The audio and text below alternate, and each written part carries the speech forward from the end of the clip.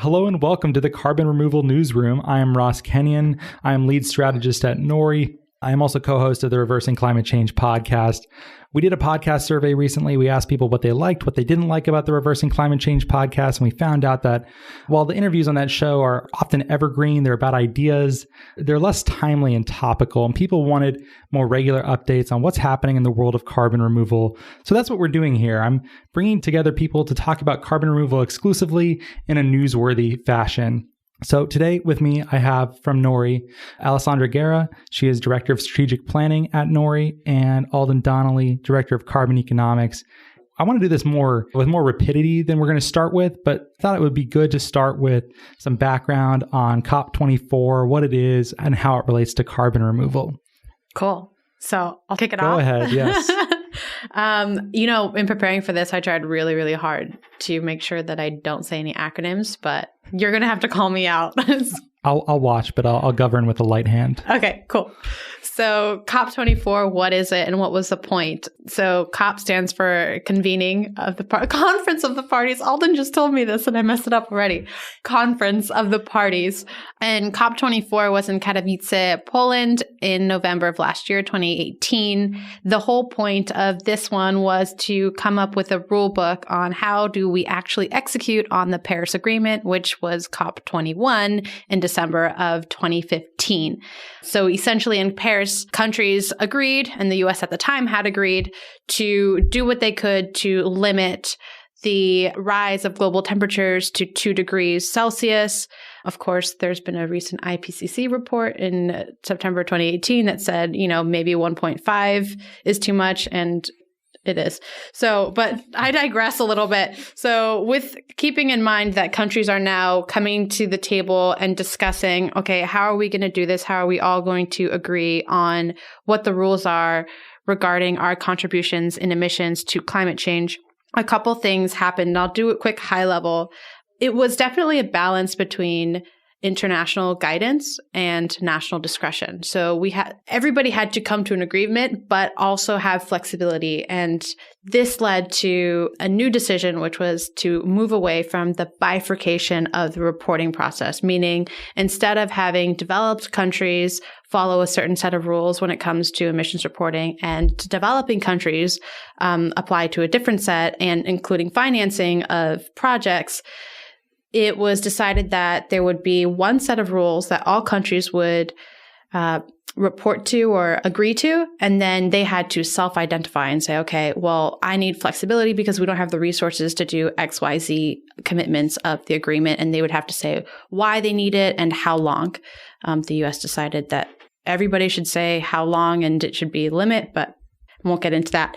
Anyways, including that, there was several things that had to be agreed upon, including reporting standards, transparency, accounting for accuracy and completeness on the NDCs, which is the naturally determined contribution of each country, which says essentially this is how much we're going to emit.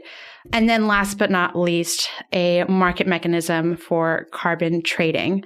Before I get into that, because I really want to get into that with Aldyen, note that the Paris rulebook as it stands today is quasi-legally binding and not legally binding. So there's 260 shalls, which are legally binding, and then 110 shoulds. Thank you, Carbon Brief, for that stat. I totally looked at your site. And so there's still room to improve upon what has already been decided. And there's just a couple of things that haven't been decided, including Article 6, which is the method by which we create a market mechanism for carbon trading. And Aldyen, I'm really curious or I've heard it actually. I just would love for you to share with some of our listeners your insight to this, because a lot of people have been saying on the Twitterverse and in articles and blogs reviewing COP24, saying that Brazil is to blame and that they want their cake and to eat it too. And they are essentially the entity to blame when it comes to the fact that we don't have a agreement regarding the Article 6 Paris Agreement. I might make enemies here, but I'm sort of on Brazil's side. So you already mentioned NDC, Nationally Determined Contributions. Under the Paris Agreement, most developed nations, called Annex 1 nations, have committed to NDCs, which are essentially set aside the question of legally binding or not, absolute nationwide emission limits for 2030 and years beyond that. Under the Paris Agreement, developing nations or emerging economies, Annex 2 nations, did not have the same pressure on them to commit to an NDC. And the developing nations or emerging economies are permitted to put targets around specific sectors, for example, but not their whole economy if they choose to. Before the accounting discussion came up, Brazil was one of the only emerging economies that committed to a very aggressive and quite comprehensive NDC.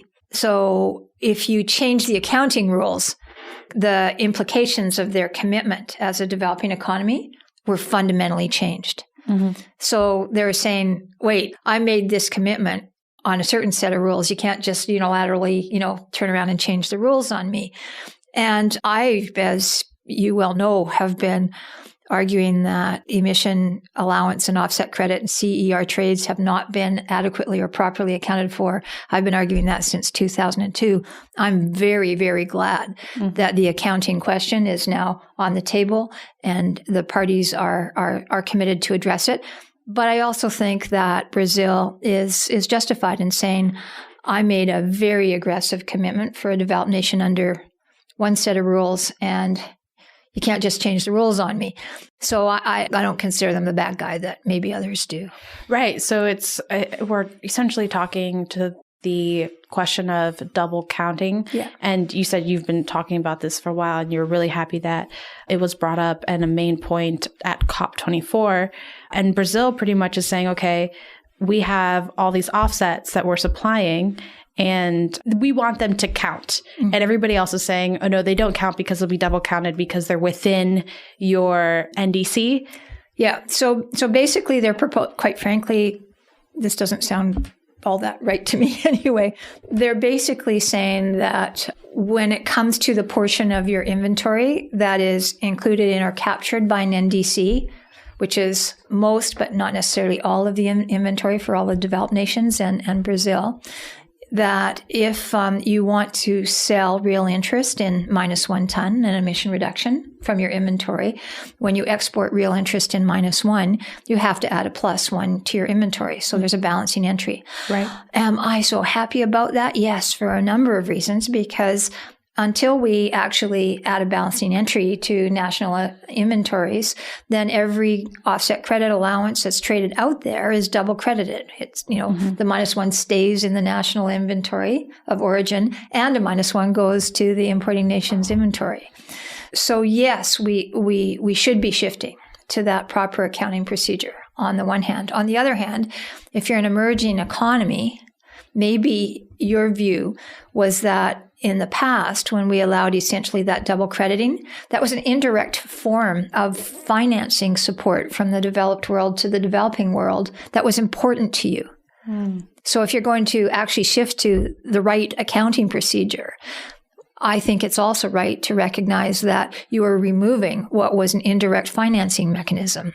And I don't think anybody in the developing world is a bad guy for saying we need to talk about this and sort of come to terms with that. So I'm on their side. I'm also on their side because I'm very much of the view that when we get it right and the accounting right, this is great for carbon removal.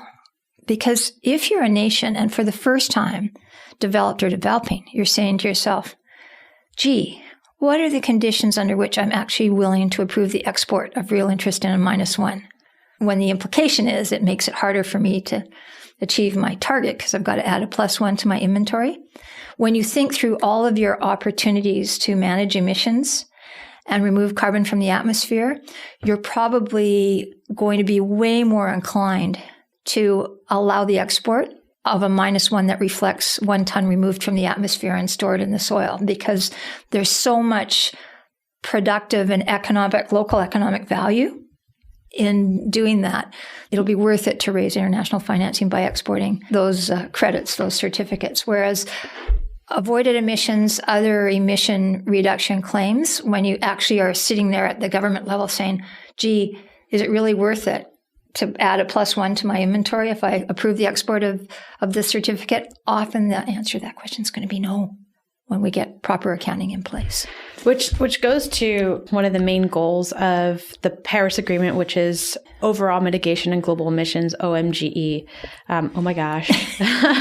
And the whole point of that is to say that carbon trading should yield a net benefit, not just a zero-sum game of, okay, we didn't do any harm. And when I read this, I thought, okay, well, carbon removal, for those reasons that you said, there's so many co-benefits to most of these projects. And it seems like for the majority of the conversations regarding Paris Agreement and Article 6, a lot of it is focused on reductions and avoidances, while carbon removal is mentioned in the Paris Agreement and is talked about. It doesn't seem like there's so much focus there. Why do you think that is? Again, I'll make more enemies. Most people who are experts will tell you the problem is it's just way too hard to estimate, prove, and document. 1 ton of CO2 is removed from the atmosphere, and the recovered carbon is being stored for at least, a predictable period in a terrestrial reserve in the soil or the root system or biomass or the built environment. And so people kind of get scared of carbon removal because they say it's so hard to measure. My response is, compared to what?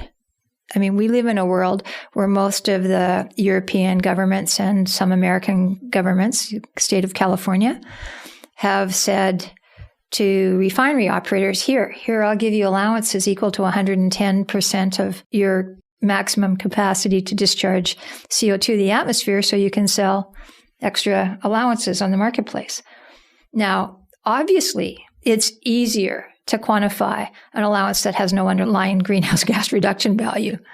If we're actually serious about making sure every certificate that's traded internationally represents 1 ton CO2 equivalent removed from the atmosphere, or the retention of fossil fuels, the release of which would create 1 more ton of CO2 equivalent heat trapping gas in the atmosphere, then when you think about being serious about really measuring either removal or retention, carbon removal is easy to measure. It just feels hard to measure because we're actually not measuring the other things. It's compared to what? Alexsandra, do you want the last word? I feel put on the spot to give the last word. I think that makes a lot of sense. And based on what we're seeing now, right now is the time for us, and not just us at NORI, but all of our wonderful listeners and followers. Thank you for your support. Right now is the time to get involved in these conversations, because COP25 will happen at the end of this year. And again, they will be deciding on what goes in and how do we do this carbon market and trading. And if we want the transparent, accurate, science-backed accounting of carbon removal included, we got to get in the conversation now. Only 2 ways to reduce concentrations of heat-trapping gases in the atmosphere: remove or retain. And that's it. And that's it, folks. Well, thanks for checking out Carbon Removal Newsroom. We will be putting these out whenever there is a story with a good carbon removal angle that we feel obliged to comment upon. Thank you.